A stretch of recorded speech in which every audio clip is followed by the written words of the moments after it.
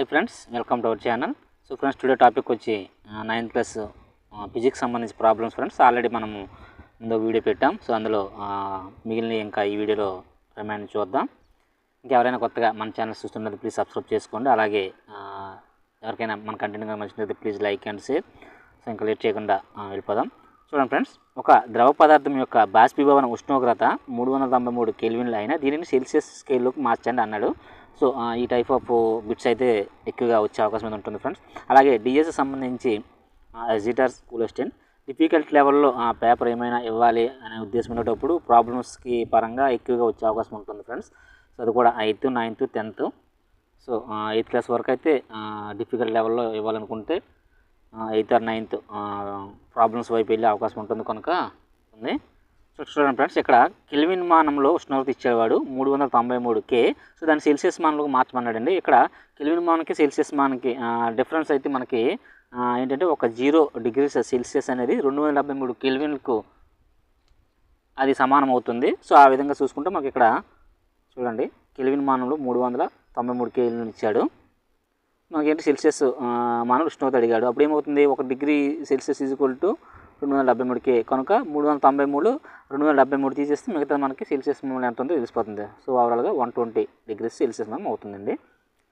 Next చూడండి, ఒక atmosphere dash pascal అన్నాడండి. ఇది మనం ఆల్రెడీ గత వీడియోలో కూడా చెప్పాం.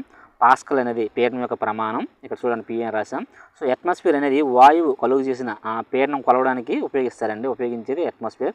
అది సముద్ర మట్టం వద్ద వాతావరణ పీడనం అనేది ఒక అట్మాస్ఫియర్గా మనం తీసుకుంటాం. సో ఇది డైరెక్ట్ బిట్ అండి.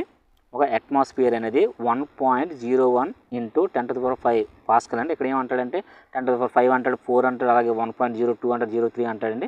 సో ఎగ్జాక్ట్గా మనం గుర్తుపెట్టుకోవాలి. 1.01 × 10⁵ పాస్కల్ అండి. ఇది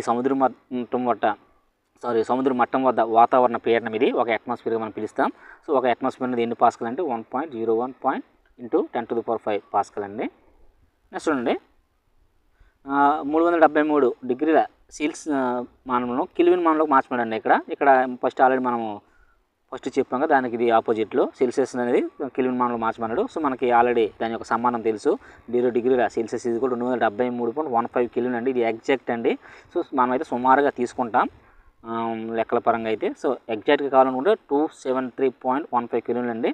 సో మనం ఇప్పుడు ఏం చేయాలి, 0 degrees అనేది కెల్విన్కు మార్చాలి.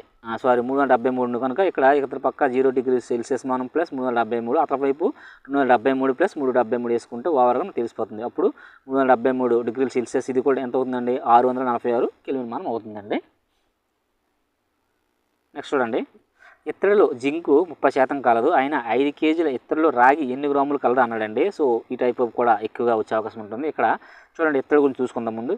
ఇత్తడిలో జింక్ ఎంత అండి, 30% జింక్ అన్నాడు. అప్పుడు రాగి ఎంత ఉంటుందండి, మిగతాది 70% ఉంటుంది కదా 100%కి. ఇప్పుడు ఇత్తడి బరువు చూడండి, ఇత్తడి బరువు ఎంత ఇచ్చాడు, 5 kgs ఇచ్చాడు. దీన్ని మనం గ్రాములు మార్చుకుందాం, 500 గ్రాములు, ఎందుకంటే ప్రమాణం గ్రాముస్ కనుక. ఇప్పుడు మనకి ఏమన్నాడు, ఈ 500 గ్రాములు రాగి బరువు మనం కొనుక్కోవాలి. ఏమవుతుందండి, అప్పుడు 500 గ్రాములు రాగి బరువు 5000 అండి, గ్రాములు కదా. 1 kg కూడా 1000 గ్రాములు కనుక ఇక్కడ 5000 గ్రాములు అండి. సో 5000 × 70/100 అండి. ఎందుకంటే మనకి ఇక్కడ రాగి కొనుక్కోవాలి కదా, రాగి ఎన్ని గ్రాములు ఎందుకు కొనుక్కోవాలి కాబట్టి టోటల్గా 3500 గ్రాములు రాగి అవుతుందండి. సో నెక్స్ట్ చూడండి, ఇక్కడ అయితే 5 kgల ఇత్తడిలో రాగి 3500 గ్రాములు కనుక ఇప్పుడు ఇత్తడిలో జింక్ ఎంత ఉంటుందండి, మిగతాది 1500 గ్రాములు ఉంటుందండి. ఎందుకంటే చెప్పండి ఒకసారి, ఓవరాల్గా టోటల్ ఎంత అండి మనకి 5000 గ్రాములు కదా. అందులో 3500 గ్రాములు రాగి అయితే మిగతాది జింకే కదా అవుతుంది. సో 1500 గ్రాములు అనేది జింక్ అవుతుందండి. చూడండి, ఒక ద్రావణం 320 గ్రాములు నీటిలో 40 గ్రాముల సాధారణ ఉప్పు కలిగి ఉంది. అయినా ద్రావణం గాఢతను ద్రవ్యరాశి శాతం పరంగా కొనుక్కోమనండి. ఇది కూడా సేమ్ అటువంటిదేనండి. ముందుగా దీనికి ద్రావితం భారం కొనుక్కుందాం. ఎంత అండి, 40 గ్రాములు ఇచ్చాడు వాడు. నెక్స్ట్ ద్రావణం అండి, ద్రావణం అంటే వాటర్ అండి. ద్రావితం అంటే మనం ఏది అడుగుతున్నాడో అదండి ద్రావితం అవుతుంది. సో వాటర్ ఎంత అండి, ఇక్కడ 320 గ్రాములు అండి. సో ద్రావణం భారం ఇచ్చాడా, 360 గ్రాములు అండి. నెక్స్ట్ చూడండి, మనకి ద్రవ్యరాశి శాతం అడిగాడండి. ఇది ఫార్ములా ఉందండి, డైరెక్ట్ ఫార్ములా ఉంది. ద్రవ్యరాశి శాతం అండి, ద్రావిత ద్రవ్యరాశి బై ద్రావణం ద్రవ్యరాశి 100 అండి. ఇది గుర్తుపెట్టుకోవాలి. ద్రావిత ద్రవ్యరాశి ఇంటూ ద్రావణం ద్రవ్యరాశి. సో ఇక్కడ చూడండి ద్రావిత ద్రవ్యరాశి ఎంత అండి, ఇక్కడ 40 గ్రాములు. అలాగే ద్రావణం ద్రవ్యరాశి ఎంత అండి, ఇదే కదా, సారీ 360 అండి, ఇక్కడ 320 రాశాను, 360 అండి ఇది. సో 360 ఇంటూ 100 అండి. ఇప్పుడు 100/9 ఓవరాల్గా సింప్లిఫికేషన్ చేస్తే 11.1% అవుతుందండి ద్రావణం యొక్క ద్రవ్యరాశి శాతం అనేది. నెక్స్ట్ చూడండి, ఒక ద్రావణం 220 గ్రాముల నీటిలో 300 గ్రాముల పంచదార కలిగి ఉందండి. అయినా ద్రావణం గాఢతను ద్రవ్యరాశి శాతం పరంగా కనుక్కోమన్నాడండి. ఇది కూడా సేమ్ అది ఉండదండి. ద్రావితం ఏమవుతుందండి, పంచదార కనుక ద్రావితం ద్రవ్యరాశి 30 గ్రాములు, ద్రావణ ద్రవ్యరాశి 220 గ్రాములు అండి. ఇప్పుడు ద్రావణం ద్రవ్యరాశి ఎంత అవుతుందండి అప్పుడు, సో సారీ అండి, ద్రావణం ద్రవ్యరాశి ఏమవుతుందంటే నీళ్ళు ద్రావితం తీసేస్తే మిగతాది అవుతుందండి. కాబట్టి సో ద్రావణం ద్రవ్యరాశి కూడా 250 ఉంటుంది, ఎందుకంటే 30 + 220 కదా. సో ద్రావితం ద్రావణి ఇది టోటల్గా ద్రావణం అవుతుందండి. ద్రావితం వేరు ద్రావణి వేరండి. సో ద్రావితం + ద్రావణి కూడా ద్రావణం కనుక 250 గ్రాములు అవుతుంది. నెక్స్ట్ చూడండి, ద్రావణ ద్రవ్యరాశి శాతం ఆల్రెడీ ఫార్ములా ఉంది, ద్రావితం ద్రవ్యరాశి బై ద్రావణం ద్రవ్యరాశి ఇంటూ 100. దీంట్లో ప్రతిక్షేపిస్తే ఓవరాల్గా 12% వస్తుందండి. నెక్స్ట్ చూడండి, సెల్సియస్ స్కేల్ శరీర ఉష్ణోగ్రత 40 డిగ్రీలకు పెరిగిందండి. ఫారెన్హీట్ స్కేల్ ఉష్ణోగ్రత పెరుగుదల ఎంత అడిగాడండి. సో ఇది కూడా మనము 0 డిగ్రీల సెల్సియస్ అలాగే ఫారెన్హీట్ మధ్య సంబంధం ఉండండి. యాక్చువల్ అయితే దీనికి ఏంటంటే F = C × 9/5 + 32 అండి, ఇది +32 వస్తుంది. బట్ ఇక్కడ ఏమంటే పెరుగుదల అడిగాడండి. సో కనుక ప్రతి 0 డిగ్రీల మార్పు 0 డిగ్రీ ఫారెన్హీట్ అనేది 1.8 మార్పుకు సమానం అంటే మనం వాడికి అనుకుంటాం కనుక వస్తుంది. ఇది ఇక్కడ చూడండి, అంటే 9/5 కనుక 1.8 వస్తుంది.